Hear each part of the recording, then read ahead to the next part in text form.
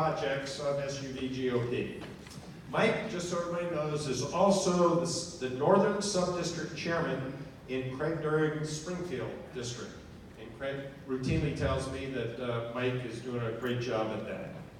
Now, before he starts, I want to emphasize the importance. Not that far. Part way. Before he starts, I want to emphasize the importance of FCRC and GOP, SUV GOP, working cooperatively and not competitively to get out the Republican message and turn out the Republican vote. As the minority party in Fairfax County, we Republicans need every vote we can get. We don't have the luxury to leave a few Republican votes on the sidelines. We cannot afford internal division that diverts our attention, passion, and resources away from our objective of defeating the numerically superior Democrats. That is our goal. That is our mission. That's what we need to focus on. I am well aware, as you might imagine, of the so-called contention that has flared up periodically between FCRC and SUV GOP members, and we think that most people are aware of it. I urge people from both organizations, and I stress both organizations, to go beyond such issues and find common ground with members of the other organization. We're all Republicans. Failure to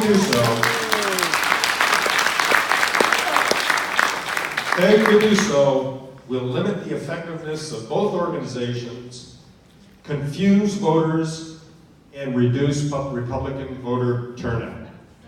So, the bottom line from my standpoint is, let's not beat ourselves, let's beat the Democrats.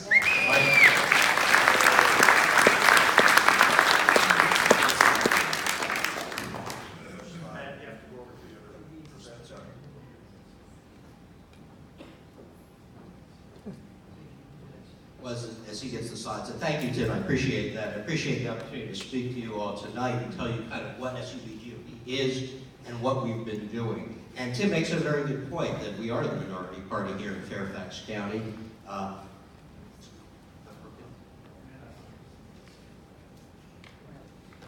Tim makes a very good point that we are the minority party in Fairfax County, and that's really the motivating sort of energy behind what SUV GOP is all about. And when we get the slides up, I'll sort of tell you what it is we're doing to appeal to voters here in an area where we are a minority party. So, next slide, please. We are a federal PAC, and we span throughout the Northern Virginia area. So from Arlington all the way out to Loudoun and Prince William County and everything in between, including Fairfax, Fairfax City, Fairfax County, etc. What's our goal? Very specific slice of the electorate. We are aiming for suburban, middle-class voters that have been deserting the GOP. I mean, we had a high-water mark in 2009 with Bob McDonnell. Ever since then, our position has been eroding in the suburbs. That's not just the case here in suburban Washington. If you look at the two closest races in Virginia, who is it? It's Dave Bratt and Barbara Comstock, the suburbs of Richmond and the suburbs of Washington, D.C. And that's true throughout the country. So we are focused on solving the problem. How do we get those suburban voters back? And we have posed two questions. The first, what motivates the suburban voter? And two, how do we reach that suburban voter? Next slide. So what was our first phase? Well, you hear a lot by listening. So our first phase was to talk to voters. So from April to June 2017, we knocked over 1,200 doors, and we asked questions. We went through the RNC, RPV's questionnaire, filled it out on Advantage, and then we asked our own questions and invited people to tell us what they thought, and we wrote it all down. So we got a lot of information from those voters in the course of the 3 months. Next slide. We created a palm card to engage voters, to see what they would say, get their thoughts about things. And I should say, we walked throughout the Northern Virginia suburban area. Next slide, please. What was our second thing? Once we've learned all about kind of the issues people are thinking about, people that are outside of our group, our next thing was, how do we reach the suburban voter? And our thought was, we're going to try social media. So we got a bunch of videos together talking about a particular issue facing Fairfax, the pension shortfall, and we put the videos on our Facebook page, and we promoted them. Those videos featuring Pat Harity talking about that $2.5 billion shortfall had over 24,500 views. So we were reaching people who weren't sort of part of this group, but were outside of the group, and we got responses. So we said, okay, Facebook is a good way to reach a lot of suburban voters. Next slide.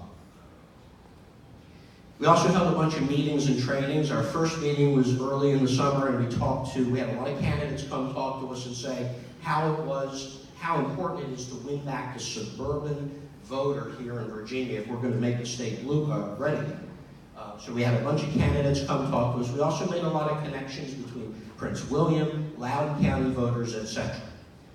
The second meeting, we had an RNC training. The Republican National Committee came in to do a training, and we learned all about how to connect with suburban voters, etc. So next slide. We then did a survey on Facebook to ask voters, what's the issues that you care about? We got a bunch of responses. We put together some ads, and people responded to those. Put together an online survey. We got a bunch of responses. We got a lot of good information that will be very useful for next year and for this year. So we really learned how to connect with voters outside sort of the regular sort of, the usual suspects, so to speak. Next slide. And finally, all of this culminated in our Who is Jennifer Caxton campaign. We love this because it's just been really, really effective. We've got all these beautiful signs put together. We're knocking them out. We're putting them out. Next slide, please. We put together a website, jennifercaxton.com. You can visit it and see what's going on there. We've got yard signs here tonight. We also deliver. We've been delivering throughout Loudoun, Fairfax, Prince William. I got a lot of miles on my car. The next thing, we put up videos. We've got a bunch of videos we're trying to get they've only been up about a week. 3,200 people have seen them so far. 3,500 people have seen our posts about Jennifer Caxton. That's only the first week. So we're going to run these. We've got more videos, more stuff coming. Facebook works, social media works. We really are getting a message out to, we are a minority party, but people are hearing what we have to say. And we've learned what they're interested in, we're talking about the things they're interested in, and they're seeing. So, it's our first step into learning about the suburban voter. We've learned a lot, we've really accomplished a lot. It's not very hard to do, but it's been a lot of fun. And these are the sorts of things we hope to continue to do. So anybody have questions? Or, I see someone in the back. What about Jerry Connolly? You need some signs for him. we bandwidth. We started the closest race. We thought that the most paradigmatic suburban district was the 10th district, so we started there. But ideally, we would love to do something like that. We did years ago. I did that with retired Jim Moran years ago. I'd love to do a retired Iowa or something like that. Yeah, in the back. Yeah, a couple of things. First of all, I agree with what you're saying about giving suburban voters. But I also think another big possibility, I would say, source of vote is the naturalized immigrant voters. Because I know that they're among the most favorable voters. They tend to think conservative, but for some reason they often vote Democrat based on false information. Hearing that there's one or two issues, but not knowing the big picture of what they're doing, maybe their single issue. The other thing I have to say is the question. What is it that the suburban voters are most interested in? Sure. I'll take that, and I guess then the time is up. But to the first question, I completely agree with you. Our focus has been the suburban voter because we think that that's sort of the niche that we're sort of going for, but I don't disagree at all. There's plenty of other demographics that we need to be going after. We just have happened to focus on this one because I guess of its prominence in kind of the downslide in Northern Virginia. As to the second issue, I will tell you, both in our door knocking and in our online survey, what we found was growth. Suburban growth was a huge issue. We offered people two choices. In people would choose growth in taxes, or growth in crime, or growth in the suburban feel of the community, but it's always growth plus something else.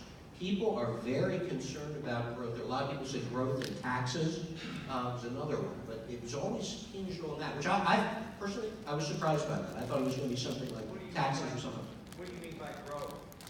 I think that what we mean by growth is the suburban, the growth of Metro coming out here, and all the buildings springing up in Tysons, and all the concomitant sort of effort, taking up the services, all the things that go with sort of unplanned growth of buildings, Anti-growth? people, etc. I'm sorry? Anti-growth?